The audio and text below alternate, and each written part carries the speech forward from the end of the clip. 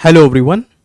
आज के इस वीडियो में हम लोग जानेंगे सीआरपीसी के अंदर स्टेजेस ऑफ क्रिमिनल केसेस के बारे में। यानी किस तरीके से एक क्रिमिनल केस जो है शुरू होता है, किस तरीके से वो कई स्टेजेस से गुजरता है और किस तरीके से एक क्रिमिनल केस खत्म होता है। देखिए, अब क्रिमिनल स्टेजेस के शुरू होने से पहले जाहिर सी बात है कि कोई ऑफेंस हुआ होगा, कोई अपराध हुआ होगा। तो हम लोग एक एग्जाम्पल ले लेते हैं। सपोज दैट आपके साथ कोई ऑफेंस हुआ। अब सीआरपीसी के अंदर ऑफेंसेस को भी हम लोग दो पार्ट में डिवाइड कर सकते हैं। एक तो कॉग्निजेबल ऑफेंस और दूसरा नॉन कॉग्निजेबल ऑफेंस। तो यानी ऑफेंस जो है, अपराध जो है, वो कॉग्निजेबल भी हो सकता है और नॉन कॉग्निजेबल भी हो सकता है।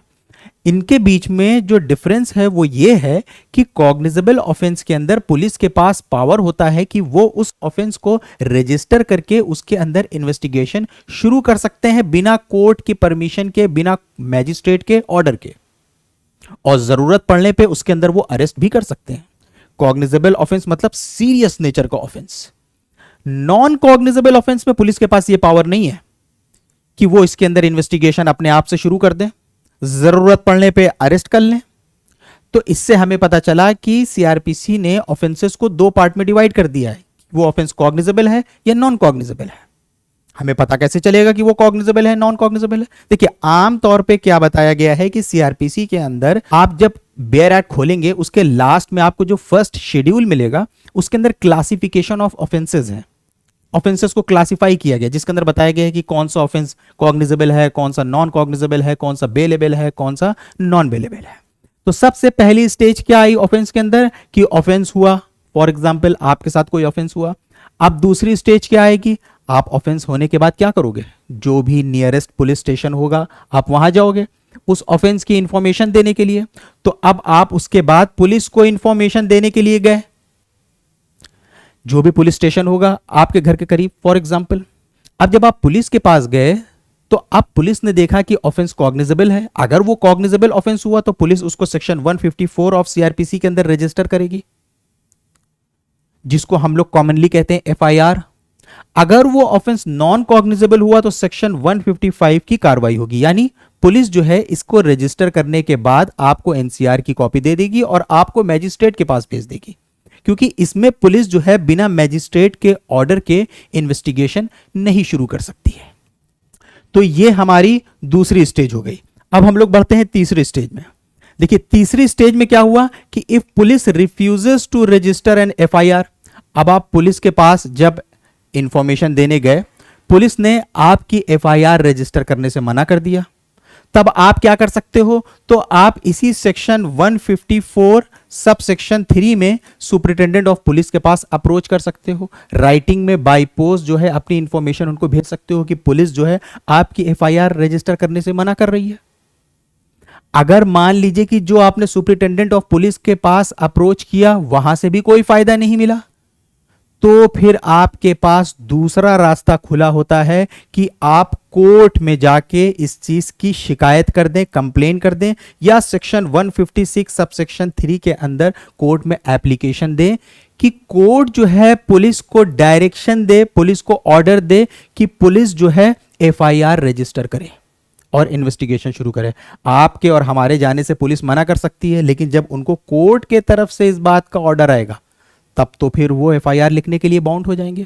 तो इससे हमें क्या पता चला कि हमारे पास दो रास्ते खुले हैं। फॉर एग्जांपल, आप एग्रीव्ड पर्सन हो, आपके अगेंस्ट ऑफेंस हुआ है, तो आपके पास दो रास्ते खुले हुए हैं क्रिमिनल लॉ को मोशन में लाने के लिए।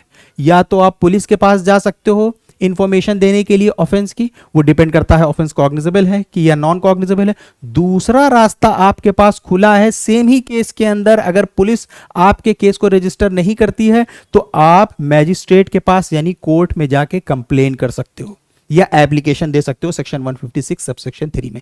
दोनों में फर्क क्या है अभी हम लोग समझते हैं। तो फॉर एग्जाम्पल, अगर पुलिस ने आपकी एफआईआर रजिस्टर कर लिया, ये तो नहीं आप कर रहे थे, तो आपने जाके सेक्शन 156 सब सेक्शन 3 में एप्लीकेशन मूव करी, लेकिन पुलिस ने आपकी एफआईआर रजिस्टर कर लिया। तो अगर पुलिस ने आपकी एफआईआर रजिस्टर कर लिया तो सीआरपीसी का चैप्टर 12 जो है वो पिक्चर में आ जाएगा। यानी अब पुलिस जो है इस चैप्टर 12 के मुताबिक इस केस के अंदर इन्वेस्टिगेशन करेगी। ठीक है। बट पुलिस ने आपकी एफआईआर लिखने से मना कर दिया था, तो आप कोर्ट में एप्लीकेशन देते हैं सेक्शन 156 सबसेक्शन 3 के अंदर। तो जब आप कोर्ट में एप्लीकेशन देते हैं सेक्शन 156 सबसेक्शन 3 के अंदर, तो मैजिस्ट्रेट फिर पुलिस को इस बात के लिए ऑर्डर दे सकता है कि आप एफआईआर लिख के इन्वेस्टिगेशन शुरू करिए। आपके और हमारे कहने से वो बाउंड नहीं है, लेकिन कोर्ट के कहने पे तो वो बाउंड है, फिर वो एफआईआर लिखेंगे ही लिखेंगे। तो फिर चैप्टर 12 पिक्चर में आ जाएगा।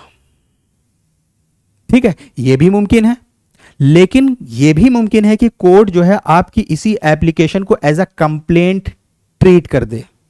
कंप्लेंट के लिए अलग से प्रोसीजर है सीआरपीसी के अंदर, यानी complaint case, police case. Police FIR register करेगी तो उसको क्या बोलेंगे? Police case. मैजिस्ट्रेट ने डायरेक्ट आपकी कंप्लेंट में सुनवाई करी है तो इसको क्या बोलेंगे? Complaint case. अब जो केस होता है, पुलिस एफआईआर रजिस्टर करने के बाद इन्वेस्टिगेशन करती है, करने के बाद कोर्ट में भेजती है, लेकिन आप डायरेक्ट जाके आपने कोर्ट में कंप्लेन कर दिया। तो अगर आपकी एप्लीकेशन को court as a complaint treat करती है तो उस जगह पे जो प्रोसीजर होगा वो मैजिस्ट्रेट कौन सा फॉलो करेगा? जो चैप्टर 15 सीआरपीसी के अंदर प्रोसीजर बताया गया है, उस प्रोसीजर को कोर्ट फॉलो करेगा। यह कंप्लेंट सीआरपीसी के सेक्शन 2D के अंदर डिफाइन करी गई है। आई होप कि यहां तक आपको समझ में आ गया होगा। ये तीसरी और चौथी स्टेज, ये तीसरी और चौथी स्टेजेस ये एक्चुअली में एडिशनल स्टेजेस है कि पुलिस अगर एफआईआर लिखने से मना करती है तब क्या होगा। अब इसके बाद आती है छठी stage, 6th stage criminal case के अंदर। अब ये स्टेज कब आएगी? अगर पुलिस ने आपकी एफआईआर रजिस्टर कर लिया तो ये स्टेज पिक्चर में आ जाएगी। आपने नॉन कॉग्निजेबल ऑफेंस की रिपोर्ट दी थी पुलिस को, आप उसके बाद मैजिस्ट्रेट के पास गए, मैजिस्ट्रेट ने पुलिस को ऑर्डर दिया इन्वेस्टिगेशन करने के लिए, फिर भी ये स्टेज जो है पिक्चर में आ जाएगी। या पुलिस ने आपकी एफआईआर लिखने से मना कर दिया था तो आप मैजिस्ट्रेट के पास आपने एप्लीकेशन दी थी सेक्शन 156 सबसेक्शन 3 के अंदर, फिर मैजिस्ट्रेट ने पुलिस को ऑर्डर दिया एफआईआर लिख के इन्वेस्टिगेशन शुरू करने की। तो अब जो नेक्स्ट स्टेज आएगी, क्योंकि अभी तक तो हमारा केस ही रजिस्टर नहीं हो पा रहा था, अब केस रजिस्टर हुआ है। अब उसके बाद केस रजिस्टर होने के बाद जो नेक्स्ट स्टेज आएगी वो आएगी इन्वेस्टिगेशन की। ये इन्वेस्टिगेशन सीआरपीसी के सेक्शन 2H के अंदर डिफाइन किया गया।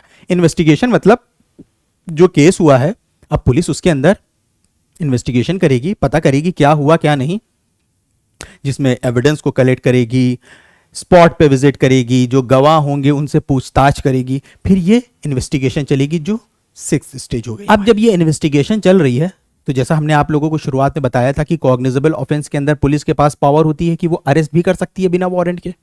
तो अगर कॉग्निजेबल ऑफेंस के अंदर एफआईआर रजिस्टर हुई है, उसको जरूरी लगता है तो वो अरेस्ट भी कर सकती है। तो अब ये एक एडिशनल स्टेज होगी, क्योंकि अरेस्ट कर भी सकती है, नहीं भी कर सकती है। अगर वो करती है तो सीआरपीसी के अंदर अरेस्ट भी 2 तरीके के, with warrant, without warrant. Chapter 6 के अंदर विद वारंट डिस्कस है, जिसमें बताया गया है वारंट भी बेलेबल हो सकता है, नॉन बेलेबल वारंट हो सकता है, NBW। सीआरपीसी के चैप्टर 6 सेक्शन 70 से 81 के बीच में डिस्कस है।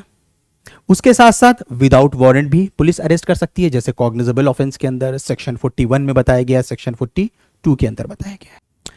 अब इसके बाद कौन सी स्टेज आती है? इसके बाद आती है स्टेज बेल की। देखिए ये भी एक एडिशनल स्टेज है क्रिमिनल केस के अंदर। क्यों? क्योंकि आप बेल के लिए तभी तो जाओगे ना जब कोई अरेस्ट होगा। अगर कोई अरेस्ट नहीं हो रहा है या किसी के अरेस्ट होने का कोई खतरा नहीं है तो आप बेल के लिए नहीं जाओगे। तो यानी ये प्रोविजन पिक्चर में नहीं आएगा। ये प्रोविजन पिक्चर में तब आएगा जब इसकी जरूरत पड़ेगी। तो जरूरत पड़ भी सकती, नहीं भी पड़ सकती अभी फिलहाल। तो अब मान लीजिए कि इन्वेस्टिगेशन चल रही थी, पुलिस किसी को अरेस्ट कर सकती है या उसने कर लिया, तब क्या होगा? आपके पास क्या रेमेडी खुली है? फॉर एग्जाम्पल जो अक्यूज है, जिसके अगेंस्ट आपने रिपोर्ट लिखवाई है, उसके पास क्या रेमेडी खुली है? बेल के लिए, उसको बेल पे छोड़ा जाए। तो सीआरपीसी के अंदर बेल भी 2 तरीके के हैं, एक तो प्री अरेस्ट बेल है और एक पोस्ट अरेस्ट बेल है। एक तो उसके अरेस्ट होने से पहले ही उसको बेल का ऑर्डर मिल जाए अंडर सेक्शन 438, जिसको एंटीसिपेटरी बेल कहते हैं। या तो दूसरा रास्ता है कि पोस्ट अरेस्ट बेल, यानी एक बार वो अरेस्ट हो गया उसके बाद वो बेल के लिए अप्लाई करता है। तो उसके लिए चैप्टर 33 जो है सीआरपीसी का, दोनों में से कोई सा भी केस हो, चैप्टर 33 जो है सीआरपीसी का वो पिक्चर में आ जाएगा, जो डील करता है बेल एंड बॉन्ड के ऊपर। अब देखिए अभी तक यहां पे क्या चल रहा था कि आपका केस रजिस्टर हुआ, पुलिस ने इन्वेस्टिगेशन शुरू करी। क्योंकि अरेस्ट, बेल एंड बॉन्ड वो तो एडिशनल हो सकते हैं, क्योंकि डिपेंड करता है कि अरेस्ट हो रहा है वो व्यक्ति या नहीं हो रहा है। और आपका केस होने रजिस्टर होने का जो प्रोसीजर था वो भी एडिशनल था कि पुलिस नहीं रजिस्टर करती है एफआईआर तो आप कोर्ट मूव कर सकते हैं, लेकिन अगर उसने रजिस्टर कर लिया तो कोर्ट वाला प्रोविजन हमारे लिए एडिशनल हो जाएगा। अब जो पुलिस ने आपका केस रजिस्टर करा, उसके अंदर उसने इन्वेस्टिगेशन शुरू करी, अब इन्वेस्टिगेशन कंप्लीट होगी कभी। अब वो जब इन्वेस्टिगेशन कंप्लीट होती है तो उस इन्वेस्टिगेशन के कंप्लीट होने के बाद पुलिस जो होती है अपनी जो रिपोर्ट होती है उसको सबमिट करती है कोर्ट में अंडर सेक्शन 173 सबसेक्शन 2 में। उसने इन्वेस्टिगेशन करने पे क्या पाया, इस इन्वेस्टिगेशन को वो कोर्ट में सबमिट करती है। कोर्ट में सबमिट करने के दौरान ये भी हो सकता है कि उसने इन्वेस्टिगेशन में अक्यूज को गिल्टी पाया। अगर वो गिल्टी पाती है तो इसी रिपोर्ट को हम लोग कहते हैं चार्जशीट। अगर वो गिल्टी नहीं पाती है तो हम लोग इसको आमतौर पे कहते हैं क्लोजर रिपोर्ट या फाइनल रिपोर्ट। ठीक है, तो फिर कोर्ट में पुलिस अपनी रिपोर्ट सबमिट करेगी। तो ये हम लोगों की हो गई 9th स्टेज। अब इसके बाद आती है 10th स्टेज जो है कॉग्निजेंस ऑफ ऑफेंस। अब यहां पुलिस के इन्वेस्टिगेशन से केस जो है अब कोर्ट में पहुंचा है। अब जब केस कोर्ट में पहुंचा है अब कोर्ट अपने हिसाब से दिमाग अप्लाई करेगी, यानी जो मैजिस्ट्रेट होगा वो अपने हिसाब से दिमाग अप्लाई करेगा केस में। अब केस को देखने के बाद समझने के बाद अगर मैजिस्ट्रेट को ऐसा लगता है कि हाँ केस बन रहा है, देखने में समझ में आ रहा है कि हाँ ऑफेंस हुआ है, तो यहां पे मैजिस्ट्रेट को अगर लग रहा है कि ऑफेंस हुआ है तो वो क्या करेगा, ऑफेंस का कॉग्निजेंस लेगा, यानी उसने अपराध का संज्ञान ले लिया, कॉग्निजेंस ले लिया। कॉग्निजेंस लेने का मतलब कि अब वो केस को आगे बढ़ाएगा, यहां पे वो केस को ड्रॉप नहीं कर देगा, यानी यहां पे केस को वो खत्म नहीं कर देगा, अब वो केस को आगे बढ़ाएगा क्योंकि उसको लग रहा है कि ऑफेंस हुआ है। आगे बढ़ाने का मतलब कि केस को ट्रायल की स्टेज पे लेके जाएगा, अभी ट्रायल नहीं शुरू हुआ है, तो फिर वो ऑफेंस का कॉग्निजेंस लेता है। सेक्शन 190 सीआरपीसी के अंदर बताया गया है। कौन कॉग्निजेंस लेता है, मैजिस्ट्रेट की कोर्ट। लेकिन अगर उसको लगता है कि ये जो केस है ये मेरी कोर्ट में ट्रायबल नहीं है, ये मेरी ऊपर की कोर्ट में ट्रायबल है, उसकी ऊपर की कोर्ट जैसे कोर्ट ऑफ सेशन में, तो फिर वो सेक्शन 209 सीआरपीसी में कोर्ट ऑफ सेशन में इस केस को भेज देगा। फिर सीआरपीसी के अंदर कोर्ट ऑफ सेशन के अंदर पूरे ट्रायल के प्रोसीजर में बताया गया है कि कोर्ट क्या क्या करेगा, चैप्टर 18 ऑफ सीआरपीसी। बट मान लीजिए कि उसने कोर्ट ऑफ सेशन में सेक्शन 209 में केस को नहीं भेजा, तो उसके बाद कौन सी स्टेज आती है, उसके बाद आती है चार्ज फ्रेमिंग की स्टेज। यानी अब जो अहम स्टेज आ रही है यहां पे इंपॉर्टेंट वो क्या है कि अब मैजिस्ट्रेट इसी केस के अंदर चार्ज फ्रेम करेगा। चार्ज जो है ये सीआरपीसी के चैप्टर 17 में डिस्कस है, सेक्शन 211 से 224 के बीच में।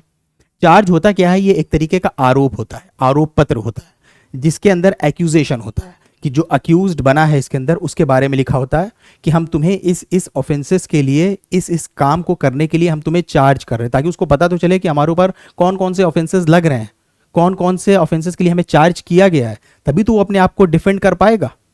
तो एक आरोप पत्र, एक चार्ज तैयार किया जाता है, तो कोर्ट यहां पे एक चार्ज फ्रेम करता है। जब ये चार्ज फ्रेम हो जाता है इसके बाद से कोर्ट में ट्रायल शुरू होता है।